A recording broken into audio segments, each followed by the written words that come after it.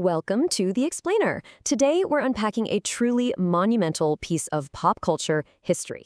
We're going to deconstruct Michael Jackson's 1995 release, History. But we're framing this as way more than just a collection of music. Honestly, it's a groundbreaking psychological autopsy of a global icon during the absolute most turbulent period of his entire life.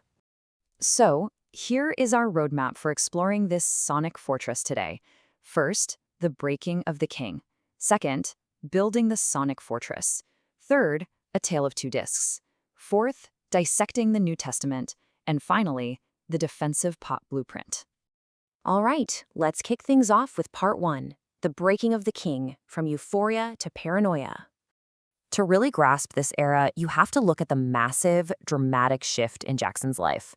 Think about it. He went from being the beloved, basically untouchable megastar of the 1980s who gave us Thriller and Bad, to a highly vulnerable, battle-hardened figure. In 1993, devastating child abuse allegations led to an absolute media frenzy.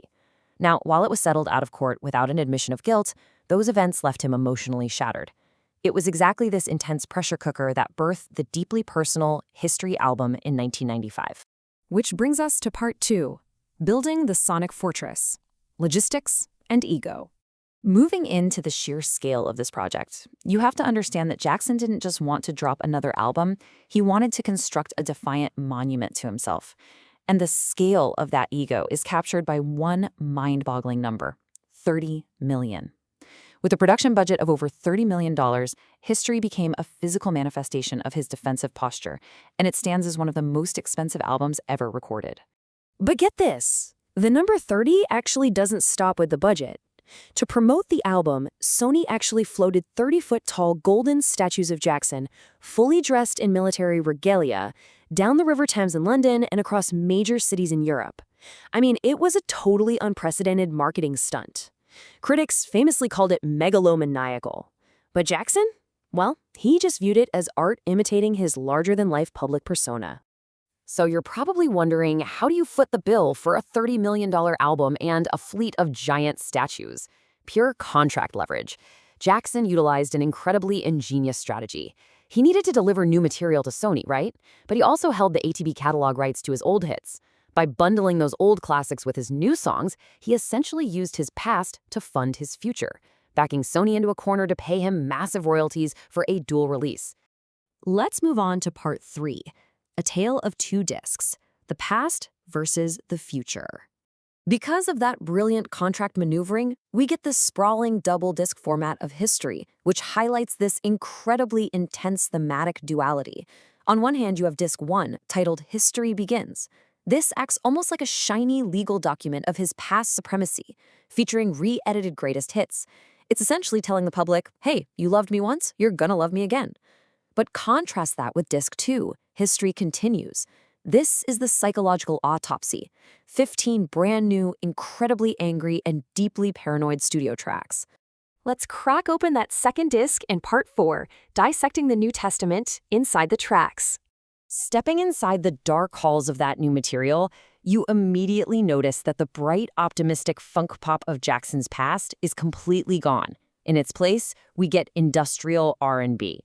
This was a heavy, super gritty sound that blended traditional R&B with aggressive hip-hop beats, malfunctioning machine-like synths, and massive orchestral swells. It was literally the perfect sonic vehicle to express all that anger and paranoia. To pull off this massive sound, he assembled what was basically the Avengers of music production. You had Teddy Riley handling the aggressive, streetwise cuts. Jimmy Jam and Terry Lewis brought that heavy Minneapolis industrial funk. David Foster provided his signature grand orchestral balladry. R. Kelly brought silky mid-90s R&B, and pulling it all together was Jackson's legendary engineer, Bruce Swedian, who ensured everything hit with his crystal-clear acusonic precision. This sheer sonic aggression completely peaks on the lead single, Scream. It is a $7 million masterpiece of controlled fury. Produced with Jimmy Jam and Terry Lewis, it's a direct duet of rage with his sister, Janet Jackson, aimed squarely at the press. The industrial synths literally sound like malfunctioning machines in the background, proving that Jackson's raw, unfiltered anger could absolutely still top the charts. And he was directly assaulting the press from his bunker mentality. Take a listen to the lyrics in the track Tabloid Junkie. He sings, "She's just a story they create. They sell her for a newsprint rate." The whole track features this glitched, robotic beat that perfectly captures the intense paranoia he was living through during the mid-90s.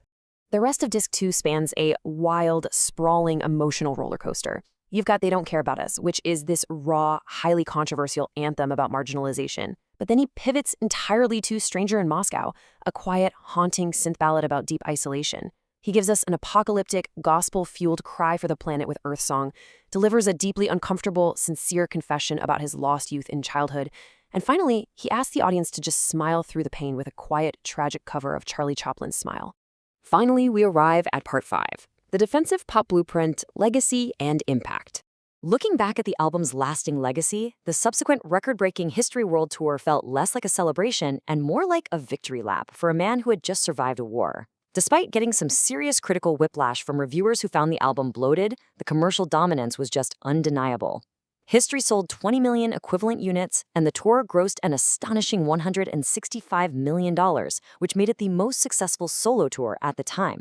So why does all of this matter today? Because the true, lasting legacy of History is how it changed pop music forever. Jackson completely replaced his classic hee-hee charm with bitter, aggressive lyrics, and he just stopped trying to be likable to the media. Most importantly, he weaponized his own narrative against tabloid culture. He essentially created the blueprint for the modern defensive pop album.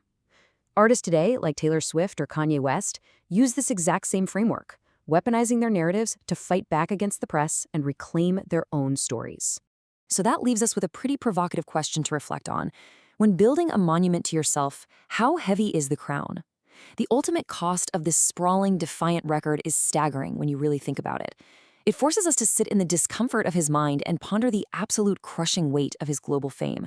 Was building a sonic fortress around himself a sign of ultimate power, or was it a sign of ultimate isolation? Thank you so much for joining me on The Explainer today, and I highly encourage you to keep questioning the history behind the music.